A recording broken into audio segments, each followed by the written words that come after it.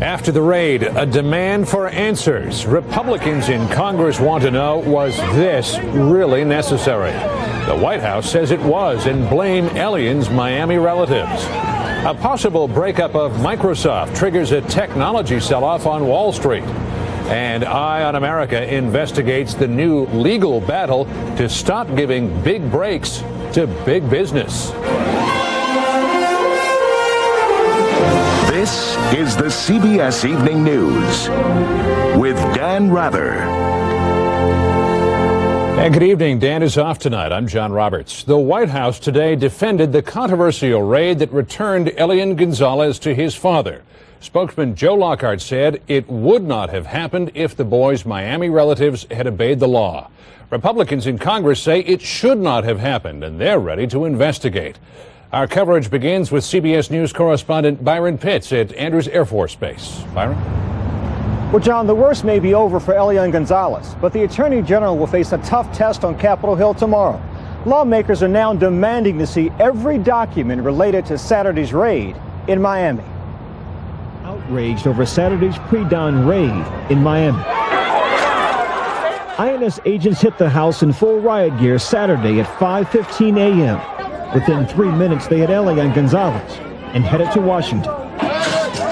After 48 hours of unrest in Little Havana, Republican members of Congress are demanding a full investigation.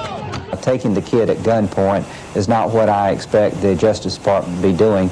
Once again this morning, the White House praised the Attorney General and the mission. The president believes that they did this having no other alternative and having the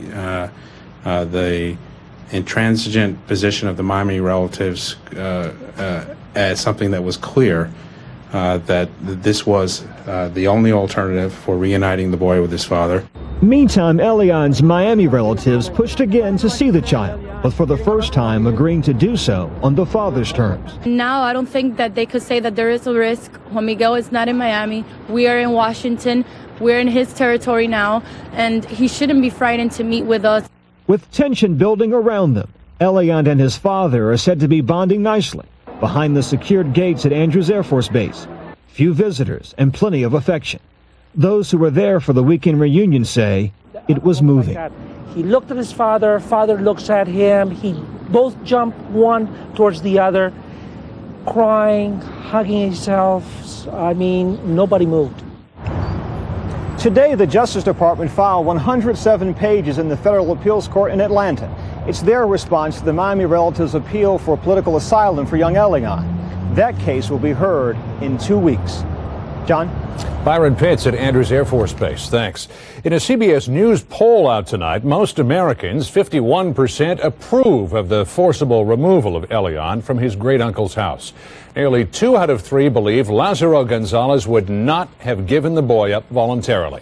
And as for who was acting in the boy's best interests, only 1 in 3 said the Miami relatives, more than half said the father.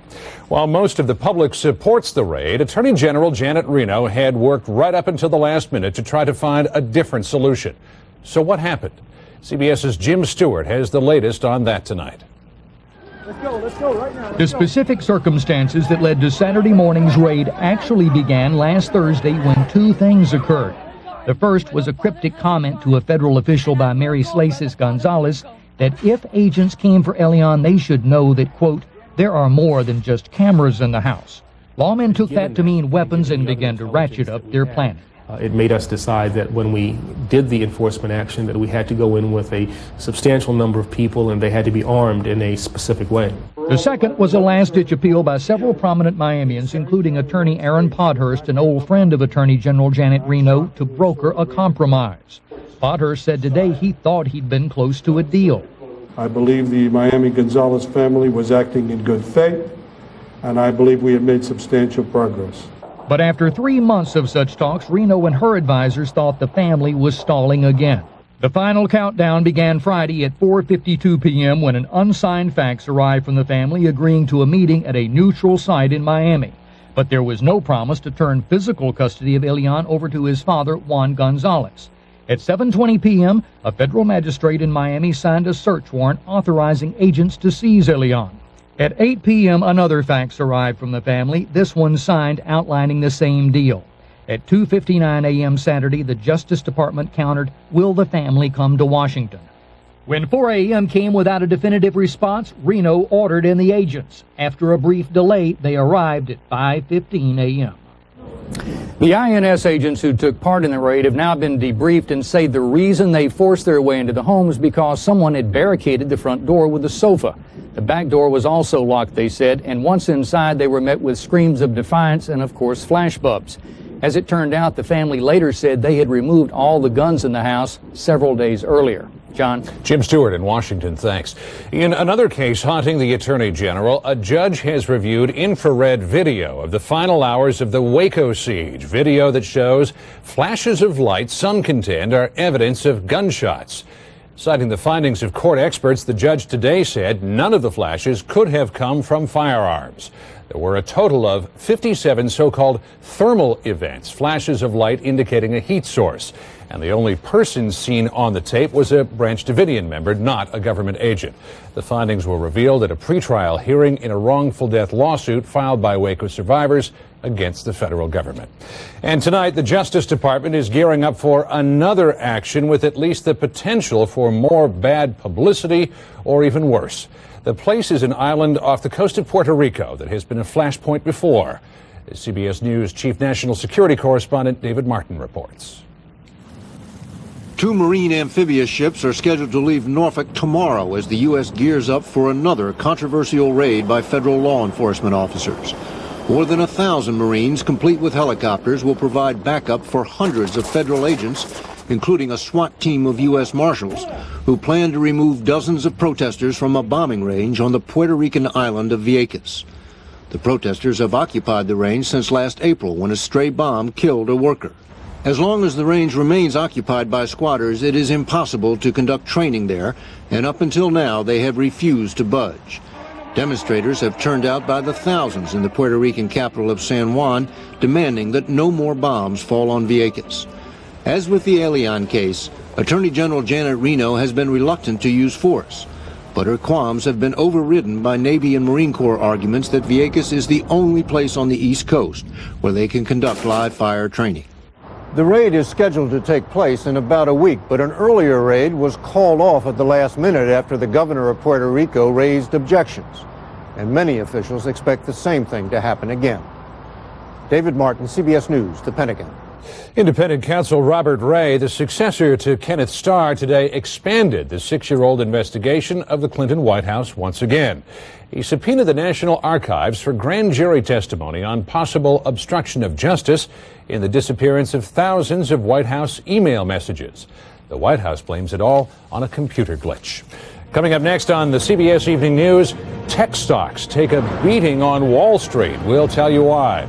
And later, the high-stakes battle for an auto plant. Taxpayers say they got taken for a ride. It was awful with my overactive bladder. I was going so often. Then bottom of the ninth, suddenly I had to go. And that time, I had to race to the bathroom. That did it. I asked my doctor about Detrol. If you live with any of these symptoms, strong, sudden urges to go, going frequently, wedding accidents, you may have overactive bladder, a medical condition. Prescription Detrol effectively treats overactive bladder. Detrol helps control bladder contractions that cause those strong, sudden urges. If you have certain types of stomach, urinary, or glaucoma problems, do not take Detrol. The most common side effect is dry mouth. Some others may include dry eyes, headache, constipation, and indigestion. Overactive bladder is a treatable medical condition, so don't wait. Ask your doctor today about Detrol, the #1 brand prescribed by doctors for overactive bladder. Glad I asked my doctor about Detrol. Why so many days-in hotels out there? So no matter where you're headed, you know you'll always get... Kiss me? A warm welcome. Days Inn. There you go. Today we'll be making Mongolian beef with truffles tartuffe. Everyone, open your yellow pages under catering. End of recipe. Oh, what fun we've had today.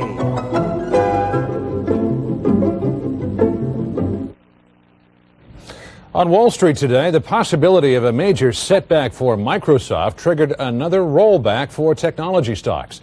The tech-heavy Nasdaq fell 161 points today on the news that the government may ask a judge to break up Microsoft. The Dow Blue Chips finished up 62 points. Correspondent Jim Axelrod is on the CBS Market Watch tonight. After a three-day holiday break, the ticker started rolling again, and you can't blame Microsoft for wishing it hadn't. Microsoft stock went down more than 15% today. In stock value, the company lost $65 billion, its worst day ever. For the year, Microsoft is now down 43%. It's a very bad day for Microsoft. A bad day in what could be a terrible week. Any day, the Justice Department will file its punishment proposal for Microsoft's antitrust violations. Sources tell CBS News federal regulators want to split Microsoft into two, maybe three separate companies. It's hard to look out on Microsoft's business this quarter and not imagine that there has been at all times one eye on the market and one eye on the government. Look out on Microsoft's business this quarter and you'll find smaller revenue growth than expected, which also explains the sell-off. And while Microsoft was sneezing today, the entire tech-heavy Nasdaq was catching a cold. This technology market wants to go down to correct the excesses, and anything can come along to trigger it.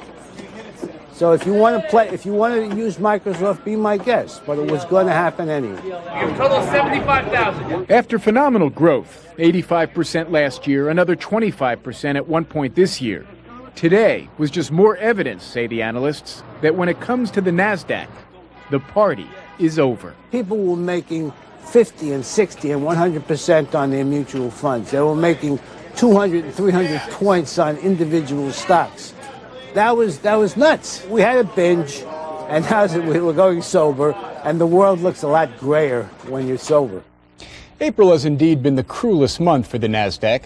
Of the 10 worst single-day point drops in Nasdaq history, 5 have come this month. Today's was number 9. The single biggest loser today, Bill Gates, who on paper lost almost $10 billion of his personal wealth. John? A bad day. Jim Axelrod, thanks. On the CBS Weather Watch, tornadoes did extensive damage overnight in and around Shreveport, Louisiana. At least 7 people were injured and 1 woman suffered a heart attack as up to 6 twisters struck the area, including one that cut right through the middle of town. The same weather system produced more tornadoes and damaging storms in East Texas and southern Oklahoma. Full radar service was restored at Boston's Logan International Airport this afternoon, 3 days after wind toppled the airport's main radar tower. But the effects of the radar outage lingered into this evening after hundreds of Logan flights were canceled or delayed, hampering air travel nationwide. The FAA wants to know how Saturday's 45-mile-an-hour gusts could have taken down the tower, which was built to withstand hurricane-force winds. Similar towers at more than 140 other airports are being inspected.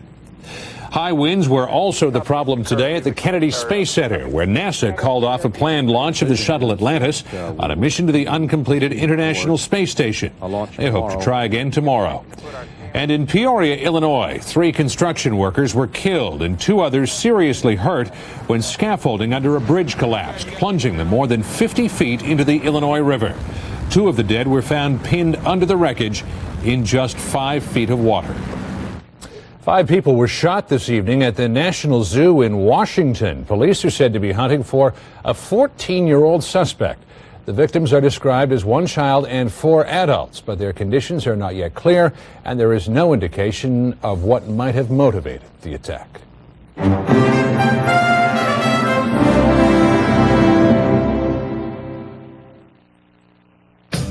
We are healthy, strong, funny, energetic, even sexy. We take good care of ourselves, and we drink Ensure when we can't eat nutritious foods like these. Ensure provides essential vitamins and minerals you find in vegetables, calcium like in milk, and protein like in fish. Ensure is a source of complete balanced nutrition and energy, so we can get the most out of life. Drink Ensure, and drink to your health. OnStar. This is Batman. I need my door unlocked. I'll do it right away. If you get locked out, an OnStar advisor can unlock your doors by remote. Even the most self-sufficient driver needs a little help now and then. OnStar, this is Jeff Hilden. How can I help you, Batman? I'm low on jet fuel. The nearest station is 2 miles ahead on your left. Thanks.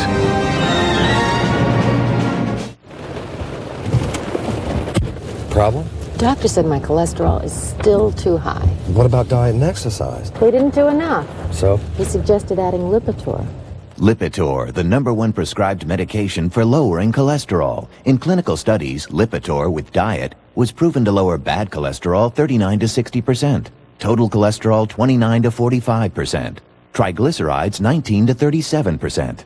He said over 4 million people have started taking Lipitor to lower their cholesterol. Lipitor is not for everyone, including people with liver disease or possible liver problems, women who are nursing, pregnant, or may become pregnant. There'll be blood tests to check for liver problems. Tell your doctor about muscle pain or weakness, as these may be signs of serious side effects. You take Lipitor once a day.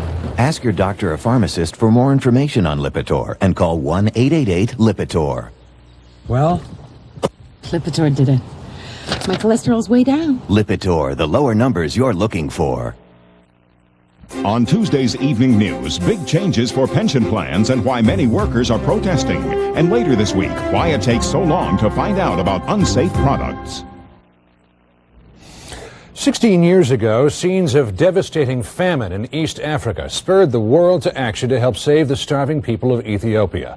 While the global effort, which included the now famous Live Aid concert, eased the suffering, it couldn't address the cycle of drought and war that once again threatens millions more in the Horn of Africa.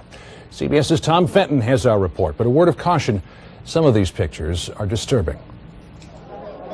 Millions are facing famine in the Horn of Africa. And for thousands of children, it's already too late. In this Ethiopian village, all that's being planted in the rock-hard earth are babies, an average of 7 a day from this village alone. This grave is for 2 small children from the same family. They died of malnutrition and disease. 3 years of drought have left the land too dry to support the cattle on which these people depend for survival. Western governments have been promising aid, but so far, little has arrived.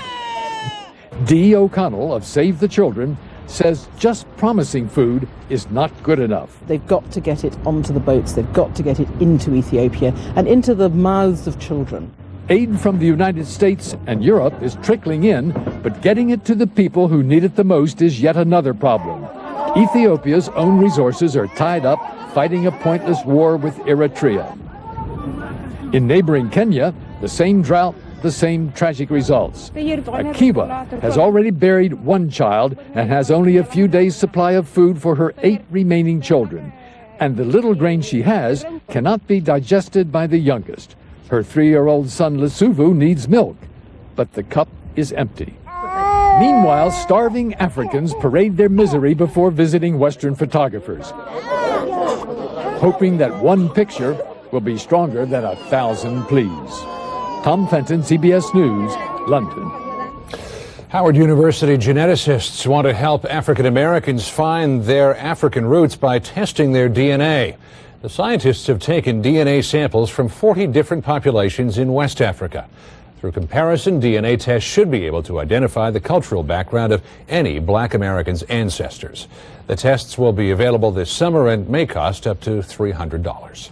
Up next, Eye on America, building a Jeep. Why taxpayers say it didn't come cheap.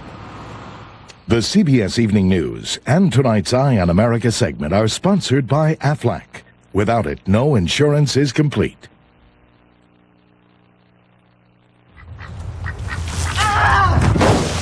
Well, when I got hurt and missed work, thought I had supplemental insurance. Supplemental insurance? What's that? Aflac. Well, even the best insurance doesn't give you cash to cover things like lost pay, other expenses. This does. What does? Aflac. Shouldn't ask about it at work. Really? And what's it called? Aflac! Aflac. Without it, no insurance is complete. Aflac. I just bought every overnight laxative I could find. Why? To prove nothing's gentler than Phillips Milk of Magnesia. X-Lax, Senecot, every one of these others contains stimulants. That one says on the label it may cause abdominal discomfort, faintness, and cramps. Phillips is the only one that's stimulant-free. Nothing's more effective, nothing's safer. Does that explain everything? Yeah, except who's taking these back? Phillips, safe, effective relief without stimulants. Stiff aching joints can make life difficult. My joints felt locked up, and then I tried OsteoBiflex. It's a natural supplement with glucosamine and chondroitin. OsteoBiflex actually repairs cartilage and lubricates joints over time. OsteoBiflex helped renew my life. It works for me. OsteoBiflex. Repair, rebuild, renew cartilage.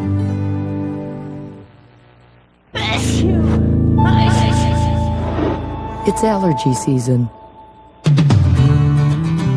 Or Allegra season. Enjoy your world with non-drowsy Allegra for people 12 and over. In clinical studies, less than 3% of people experience drowsiness, cold or flu, nausea, or menstrual pain. Ask your doctor for more information about Allegra and turn this allergy season into Allegra season. Enjoy your world. Arrest warrants were issued today for 3 Los Angeles policemen in the first criminal charges to grow out of the long-running LAPD corruption scandal. They're accused of perjury, falsifying an arrest report, and conspiracy for allegedly planting a gun on a suspected gang member. At least 30 members of the LAPD have been relieved of duty since the scandal erupted last year. Unemployment is near a record low, which means there are plenty of jobs around, but good-paying jobs? The competition for those is still red hot. And just how far will a city go to attract a major employer? In at least one city, people are saying too far. As CBS's Wyatt Andrews reports in tonight's Eye on America. When Daimler Chrysler decided to build this new, sprawling, billion-dollar Jeep factory in the city of Toledo, a Chrysler vice president came to say thank you. We're very pleased with the arrangement. And who wouldn't be? Under that arrangement, Jeep is getting $300 million worth of tax breaks and land in an area where the schools are $18 million in the red. Toledo had to borrow nearly $30 million to tear down a neighborhood and widen the roads on land it was giving Chrysler all for free. Is there a chance, honest answer, you went overboard? Absolutely not. The mayor, Carty Finkbeiner, says Toledo had no choice. The state of Michigan, right on Toledo's border, was also offering Chrysler huge tax breaks, and that created an interstate bidding war for Jeep's high-paying jobs. There's always people that say, why for a multinational corporation should you have to do it?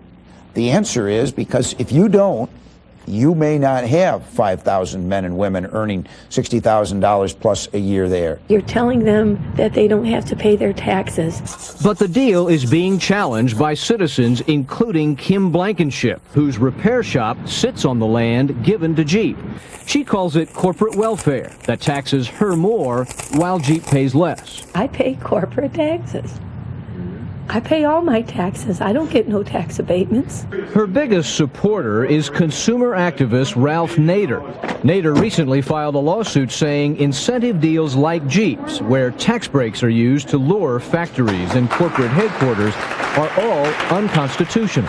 If the big Daimler Chrysler Corporation doesn't have to pay its fair share of taxes, one of two things happens. Either municipal services decline, or the small homeowners and small businesses have to pay more taxes. That's unfair. It's just one city fighting against another, one state fighting against another. Law professor and Nader ally Peter Enrich says bidding wars violate the Commerce Clause of the Constitution. The purpose of the Commerce Clause was to prevent states from engaging in economic warfare with one another. That would make all the big giveaways illegal. The $300 million Alabama gave Mercedes, the $150 million South Carolina gave BMW, and the $49 million given to CBS, this network, to stay in New York. The city of Toledo still sees the Jeep deal as a winner, an investment where the long-term payoff will far exceed the giveaway. As for Chrysler, the company denies it ever purposely set up that bidding war between Michigan and Ohio. It's about 600 yards, if not more, is the new Jeep plant. But the lawsuit challenges all of this as a corporate shell game, where jobs are being shuffled as economic prizes, and the game is a simple shakedown being run on cities and states. In Toledo, Wyatt Andrews for Eye on America. On the CBS Health Watch tonight, a new study finds heart attack survivors who are chronically depressed are 3 times more likely to die of heart disease within a year. Researchers at the Montreal Heart Institute say about half of all heart patients suffering from long-term depression, and they're likely to have another heart attack because of it.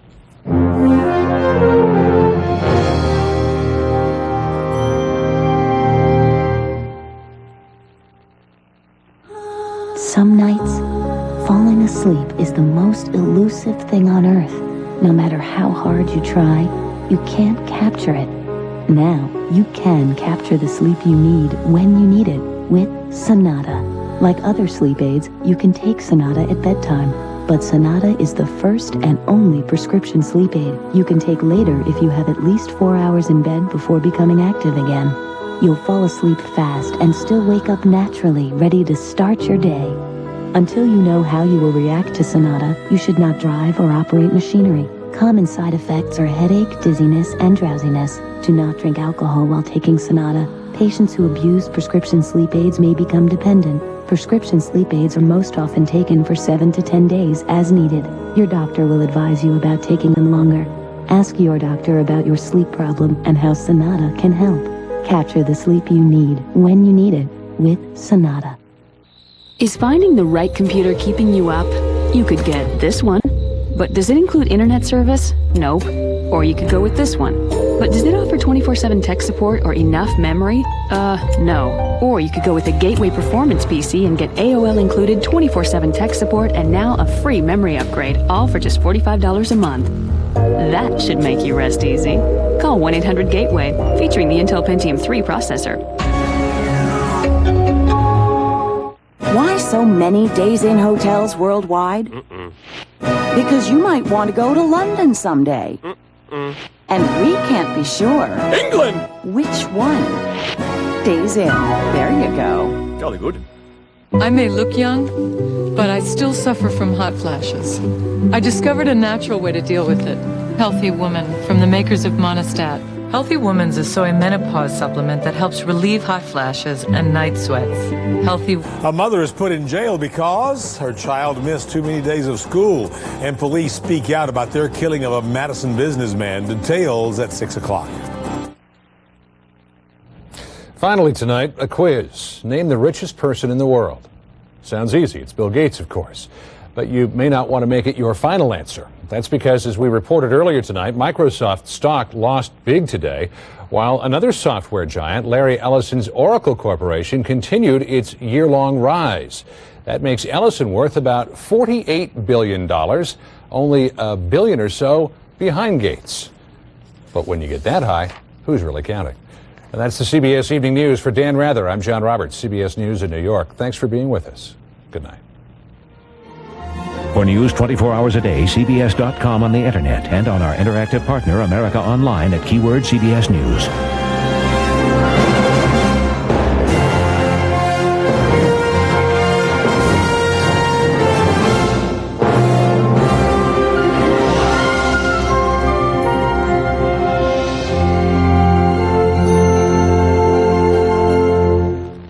Expecting a pension? Big changes are coming. A report tomorrow. Experience CBS News. Straight ahead on News Channel 5, a store owner is gunned down in Madison by police. Now the Korean community wants some answers. Tonight, the police chief speaks out about the shooting. And this woman is in jail because of her child. Find out why she's spending the next several days behind bars.